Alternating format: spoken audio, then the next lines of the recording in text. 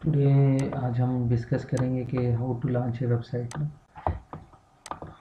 How we can launch a website.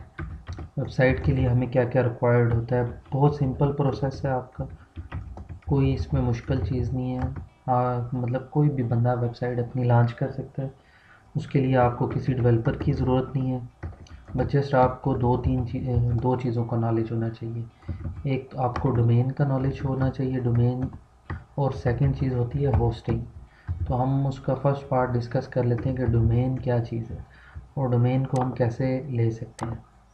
तो अभी हम फर्स्ट पार्ट डिस्कस करेंगे कि डोमेन नेम क्या चीज़ है। डोमेन नेम हम कहते हैं वेबसाइट, जिस वेबसाइट, जैसे कि मेरे पास एक प्रोजेक्ट है, एक डॉक्टर्स हैं, उनकी वेबसाइट मैंने बनानी है।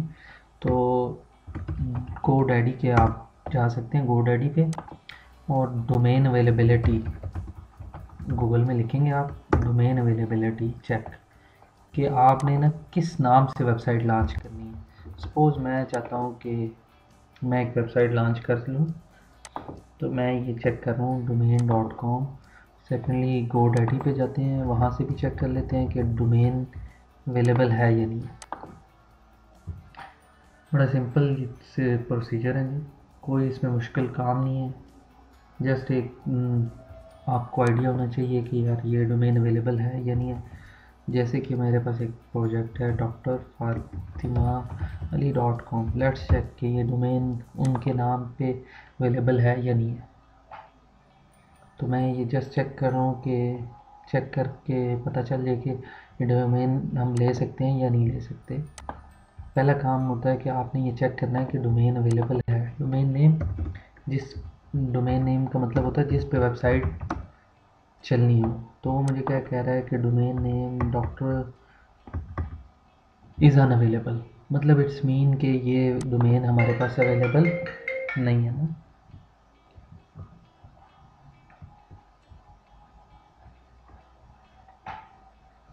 डोमेन अवेलेबल नहीं है। तो सबसे पहले ना कुछ की पॉइंट्स हैं जो हमें पता होने चाहिए कि डोमेन अवेलेबिलिटी होगी तो हम अपनी वेबसाइट उस पर लॉन्च कर सकते हैं। लेट्स सपोज मैं कहता हूँ कि मेरा नाम जुनैद है, तो मैं junaid.com अवेलेबल चेक करता हूँ कि junaid.com अवेलेबल है या नहीं है। तो मोस्टली क्या होता है कि डोमेन में ना कुछ दो चार बातें ख्याल रखने की है कि शॉर्ट नेम होना चाहिए, ज़्यादा बड़ा नाम ना हो, क्योंकि जो एंड यूज़र होता है ना उसको डोमेन लिखते वक्त मुश्किलात ना हो। तो सेम वही कि जुनैद.com भी अवेलेबल नहीं है।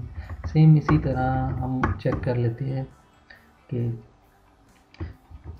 पी टी फातिमा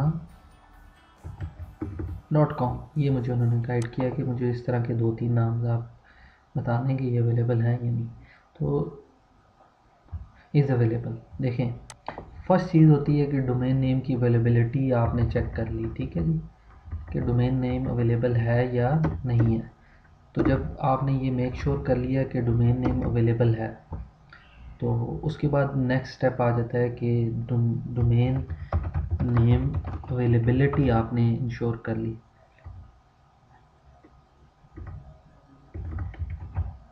अवेलेबिलिटी आपने इंश्योर कर ली कि डोमेन नेम अवेलेबल है।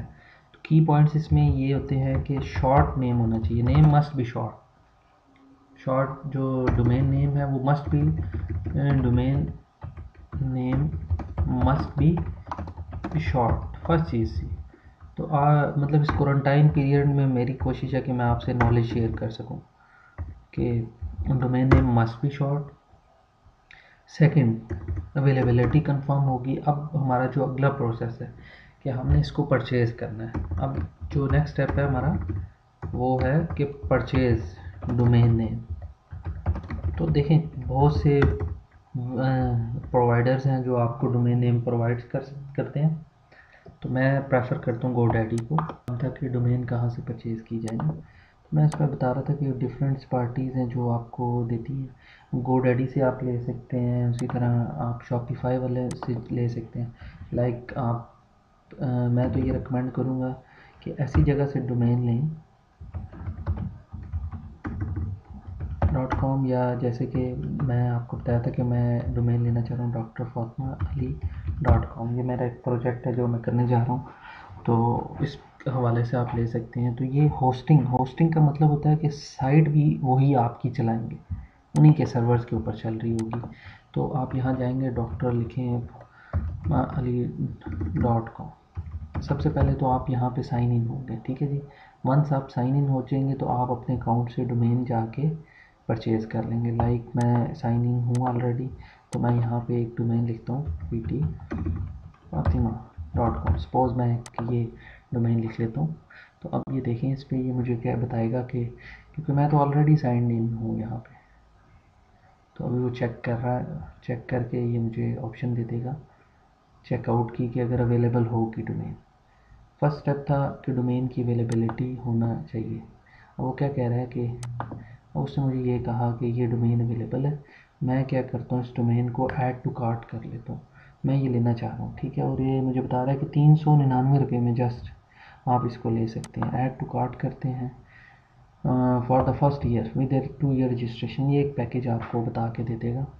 तो यहाँ से ये हो गया हमारा कंटिन्यू टू कार्ट। ये हमारा एक मतलब कि अभी पिक्चर क्लियर हो जाएगी। ये आपके ऐसे ये प्रोसीजर है जी, बड़ा सिंपल सा है। इसके ज़रिए आप अपनी डोमेन लें। सबसे पहला स्टेप है वेबसाइट में आप, हाँ, प्राइवेसी प्रोटेक्शन ना। प्राइवेसी प्रोटेक्शन का ये होता है कि कोई कल को डोमेन चेक करेगा किसके नाम पे है ना, तो वो यहाँ पे आप किसी और की डिटेल्स उसको दिखाएंगे, उसके भी वो चार्जेस लेते हैं। तो मैं ये समझता हूँ उसकी ज़रूरत नहीं है ना। कुछ लोग चाहते हैं कि ये ना पता चले कि हमारी डोमेन कहाँ से होस्ट हो रही है। तो ये सारी आप करेंगे, जब आप चेकआउट करेंगे तो इजीली आप इसमें उसके बाद यहाँ पे एक बात आ गई। हमारा पहला फेज़ था डोमेन परचेज़ करना। सपोज़ अब हमने एक डोमेन परचेज़ कर ली जिसका नाम है drfatima.ali.com। यहाँ तक हमारा ये प्रोसेस कंप्लीट हो गया और ये हमारी डोमेन है, जो कि हम इस तरह लिखेंगे www.drfatimali.com। अब नेक्स्ट स्टेप जो आ गया वो हमारा आ जाएगा कि होस्ट का मतलब होता है कि ये वेबसाइट कहाँ पे लॉन्च होगी, कहाँ पे चलेगी। मींस ऑपरेट जहाँ से हो रही होगी, ऑपरेट। और आप ये भी कह सकते हैं लॉन्च जिस सर्वर के ऊपर से चल रही है। तो हम कहते हैं कि वो होस्टिंग भी हम GoDaddy से ले लेते हैं, ठीक है, कि हमारी वेबसाइट भी GoDaddy के पास ही चले। ये हम चाहते हैं कि वो वहीं से, जहाँ से हम डोमेन ख़रीदें, तो वहीं से हमारी वेबसाइट भी लॉन्च हो जाए। जी, अब अगली चीज़ हम डिस्कस करेंगे कि वेब होस्टिंग क्या चीज़ होती है। फर्स्ट फेज़ में हमने डिस्कस किया कि हमारी रिक्वायरमेंट्स क्या हैं, how to launch a website. Requirements हमने डिस्कस की अपनी। नेक्स्ट फेज़ में अब हम डिस्कस करेंगे, हमने ये तरीका देख लिया कि डोमेन हम कैसे लेंगे। होस्टिंग का मतलब होता है जहाँ पे आपकी वेबसाइट चल रही होती है। तो हम यहाँ पे गूगल कर लेते हैं, गूगल में कर लेते हैं, सर्च करते हैं वेब होस्टिंग प्लान और उसको देख लेते हैं गूगल के अंदर जाके वेब होस्टिंग प्लान्स। ठीक है, तो अब ये देखें कि वेब होस्टिंग प्लान जब हम सर्च करेंगे ना, तो हमें बेतहाशा पार्टीज़ नज़र आ जाएंगी। उसमें क्या कह रहा है, ब्लू होस्ट है, उसके बाद होस्टगेटर है, उसके बाद GoDaddy है। तो ये 2-3 खोल लेते हैं, इससे हमें आइडिया हो जाएगा। नेम, चीप होस्टिंग सर्विसेज भी आ गई। तो जब हम इन 2-3 को हम ट्राई करेंगे तो हमें एक पिक्चर क्लियर हो जाएगी कि यार कौन सा हमें मतलब ब्राउज़र सूट करता है। अब देखें, ये कह रहा है कि मैं ये रिकमेंड करूँगा कि जहाँ से आप डोमेन लें वहीं पे अपनी होस्टिंग रखें, ताकि आपके लिए कोई कॉम्प्लेक्स प्रॉब्लम्स ना हो, आपको उसको लिंक ना करना पड़े अपनी डोमेन को होस्टिंग के साथ। तो वो भी हम शेयर करेंगे। इसमें भी कुछ बातें आ गई हैं, हम इसको डिस्कस कर लेते हैं ना। असल चीज़ ये सारी है कि आपकी साइट पे क्या क्या होगा, कैसे कैसे चल रहा होगा, क्या प्लान्स होंगे। इसी तरह ये देखें, इस सब के प्लान्स आपके सामने आ जाएंगे। GoDaddy के प्लान भी आ जाएंगे। अच्छी कोई होस्टिंग लें ताकि आपकी वेबसाइट डाउन टाइम ना आए। इन प्लान्स को डिस्कस कर लेते हैं। कहते हैं कि जो होस्टिंग है वो आपकी ₹899 पर मंथ है, लेकिन अगर अभी आप करेंगे तो आपको 499 में मिल जाएगी ये। अब अगली इसमें बात कह रहा है कि आप उस होस्टिंग पे कितनी वेबसाइट चला सकते हैं। सिर्फ आप एक वेबसाइट रन कर सकते हैं। जैसे मैंने अब आपको एग्जांपल दी कि drfatmaali.com एक वेबसाइट है। तो सपोज मेरे पास एक क्लाइंट और आ जाता है, वो कहता है कि मुझे ये वेबसाइट लॉन्च करनी है junaid.com या whatsoever xyz.com। तो अगर मैं ये होस्टिंग प्लान लूँगा ये वाला, तो मैं उसमें सिर्फ एक वेबसाइट लॉन्च कर सकता हूँ। तो मैं कौन से प्लान के लिए जाऊँगा? अगर तो मैंने सिर्फ एक ही वेबसाइट लॉन्च करनी है तो मैं इस प्लान के लिए जा सकता हूँ, लेकिन अगर मैंने कल को मल्टीपल वेबसाइट लॉन्च करनी है तो मैं उसके लिए डीलक्स प्लान सेलेक्ट करूँगा। ठीक है जी।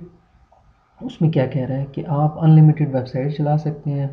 स्टोरेज कैपेसिटी मतलब स्टोरेज कैपेसिटी का मुराद ये होती है कि आप अपना जो डाटा अपलोड करेंगे उसके ऊपर वो आपको अनलिमिटेड है, जबकि यहाँ पे आप 100 GB तक, सपोज़ आप मूवीज़ की साइट बनाते हैं तो आप मैक्सिमम कितनी GB स्टोरेज कर सकते हैं? 100 GB। यहाँ पे आपको स्टोरेज भी अनलिमिटेड दे रहा है। सब डोमेन ये चीज़ होती है, लाइक आपकी वेबसाइट है drfatmaali.com, ये आपकी वेबसाइट थी, तो आप इसकी सब डोमेन ये बना सकते हैं वीडियोस, ये इसकी सब डोमेन आ गई। उसके बाद आप ये एक और डोमेन इस पे कोई प्रोजेक्ट आप मेडिसन्स डॉट डॉक्टर, मतलब आप इस पे कोई और एक्टिविटी लॉन्च कर सकते हैं। इसी वेबसाइट, मेन वेबसाइट आपकी यही रहेगी, लेकिन आप यहाँ पे कोई और एक्टिविटी लॉन्च कर सकते हैं। ये सब डोमेन का कॉन्सेप्ट है। और ये फिर आगे SSL आ जाते हैं, ये थोड़ा सा हायर लेवल डिस्कशन है, ये हम नेक्स्ट चीज़ में करेंगे। तो मैं रिकमेंड करूँगा कि हम डीलक्स होस्टिंग प्लान सेलेक्ट करें। तो अब आपने एक दो कॉस्ट अब आपकी इन्वॉल्व होगी।